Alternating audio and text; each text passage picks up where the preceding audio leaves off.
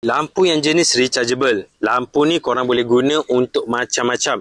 Korang boleh guna untuk bawa pergi camping. Korang boleh guna untuk bawa pergi kerja. Korang boleh guna untuk kerja servis. Dan korang boleh guna untuk kecemasan. Lampu multifunction. Lampu ni kalau korang standby macam-macam korang boleh guna. Lampu kerja ni dia ada banyak mod cahaya. Kalau korang tekan sekali dia akan nyala malap macam ni. Tekan lagi sekali dia akan lebih terang. Tekan lagi sekali dia akan lagi terang. Yang ni cahaya yang paling terang.